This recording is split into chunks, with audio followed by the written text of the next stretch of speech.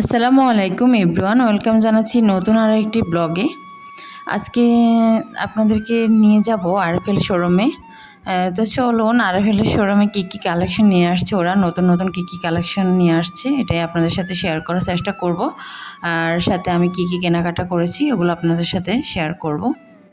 শুরুতে যে সেকশনটা দেখতে পাচ্ছেন যে পানির বোতলগুলো এত সুন্দর আর এত ইউনিক কালেকশন, কি বলবো, আপনারা তো দেখেই বুঝতে পারছেন। আসলেই মাথা নষ্ট করা কালেকশন, খুব ইউনিক ছিল পানির বোতলগুলো।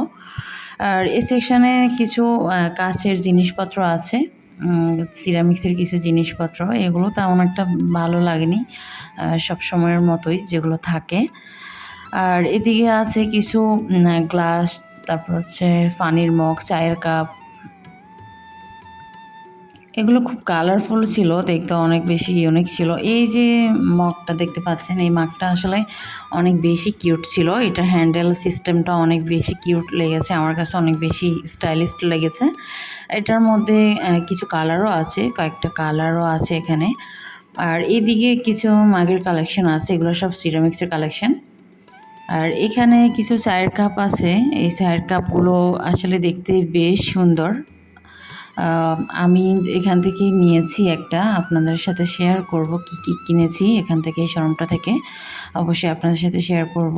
আর যে এই যে আরও একটা কাপ যেটাতে গুড মর্নিং লেখা, চায়ের কাপগুলো ট্রান্সপারেন্ট। আর এটা হচ্ছে, আপনারা তো যারা ইউজ করেন তারা তো জানেনই, এটার কাজটা খুব পাতলা আর অনেক ওয়েটলেস একদম, তো এই জন্য সুন্দর লাগে। আর এই যে মগগুলো দেখতে পাচ্ছেন, এগুলোর হ্যান্ডেলটাও খুব সুন্দর ছিল, অনেক স্টাইলিস্ট ছিল।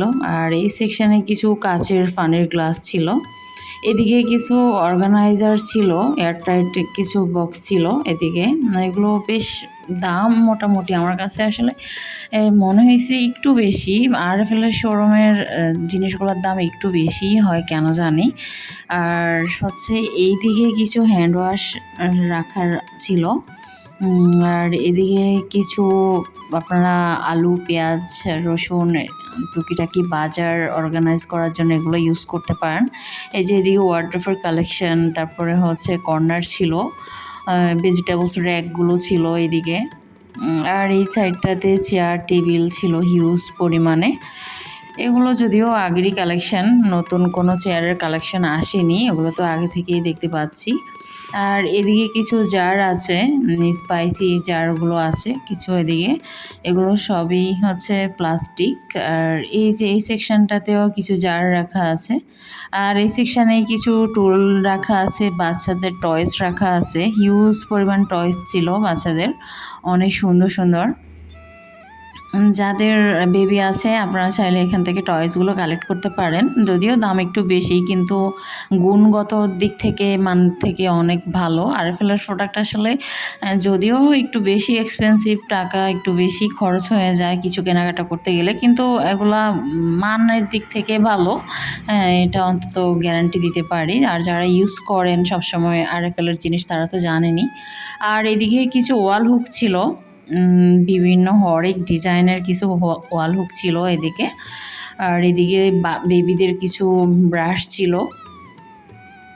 এই যে হিউজ পরিমাণ কালেকশন। আর এই সেকশানে এত সুন্দর, এখানে এসে তো আমার চোখ পুরো আটকে গেছে। এই অর্গানাইজারগুলো এত কিউট আর এত স্টাইলিশ, দেখে নিশ্চয়ই বুঝতে পারছেন আসলে যারা আমরা মেয়ে মানুষ আছি তাদের এই কিচেন আইটেমগুলোর মধ্যে কেন জানি চোখ আটকে যায় আর বেশি ভালো লাগা কাজ করে। এই সেকশনটাতেই মেয়েরা বেশিরভাগ জোর দিয়ে থাকে, আর এই সেকশনটাতেই তাদের আসলে চোখগুলো আটকে যায়। এটা আর কি, আমারও এমনই হয়। আপনাদের কার কার এমন হয় অবশ্যই কমেন্ট করে জানাবেন। আর এই যে এই সেকশানে যে অর্গানাইজারগুলো আছে, জাস্ট কি বলবো, অসাধারণ, এত কিউট কিউট অর্গানাইজার, যেটা আমি আর আরএফএলের সময় আগে কখনোই দেখিনি, এই ফার্স্ট টাইম দেখেছি। এত সুন্দর ইউনিক প্রোডাক্ট ওরা কালেক্ট করেছে। তো উনি বললো এগুলো নাকি সবসময় থাকে না, মাঝে মাঝে ওনারা এই প্রোডাক্টগুলো নিয়ে আসে। এটা কোনো আরএফএলের প্রোডাক্ট না, এটা সম্পূর্ণ বাইরের চায়না প্রোডাক্ট এগুলো। আর এই যে সেকশানে কিছু বিন, বালতি, মোপ আর আরও আদারওয়াইজ অনেক কিছু, এদিকে কিছু সিজার, নাইফ, তারপরে স্ট্রেনার, এগুলোই রাখা আছে। এগুলো আর কি নতুনত্ব কোনো কিছু আসেনি এগুলোর মধ্যে, এগুলো আগের সেকশানে যা ছিল তাই। আর এই যে এখানে কিছু স্পুন আছে, আর এগুলো হচ্ছে সব সময়কার ডিজাইনটাই। আর এখানেও কোনো নতুনত্ব কিছু দেখিনি। আমার কাছে আর কি মনে হয়েছে যে এখানে নতুনত্ব কিছু দেখিনি এই সেকশানে। আর এই যে সেকশানটা, এই সেকশানটাতেও আসার পরে তো একদম চোখ দাদা বড় অবস্থা। এই যে অর্গানাইজারগুলো, এই সাইডের অর্গানাইজারগুলো এত বেশি কিউট ছিল, মনে হচ্ছিল সবগুলো কিনে নিয়ে যাই। যেটাই দেখছি সেটাই ভালো লাগছে। অসম্ভব সুন্দর ছিল অর্গানাইজারগুলো।